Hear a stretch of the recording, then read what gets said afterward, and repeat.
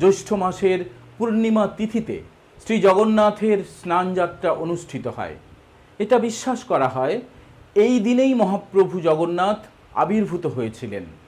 স্কন্দ পুরাণ অনুসারে রাজা ইন্দ্রদুম্ন যখন প্রথম দারুব্রহ্মে জগন্নাথ দেবের মূর্তি স্থাপন করেন, তখন থেকে এই উৎসব পালিত হয় এবং দেবতাদের দ্বারা প্রথম তার অভিষেক বা স্নান সম্পন্ন হয়েছিল। এটা মনে করা হয় তারপর থেকেই চলে আসছে এই প্রথা।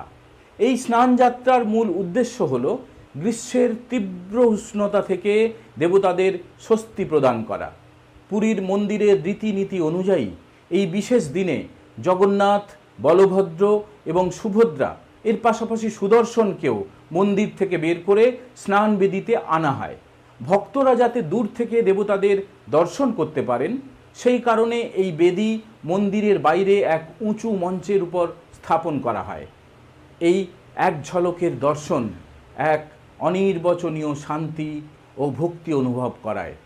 আরেকটি প্রচলিত বিশ্বাস রয়েছে, তা হলো স্নানযাত্রার পর দেবতারা অসুস্থ হয়ে পড়েন, যাকে বলা হয় অনাসর।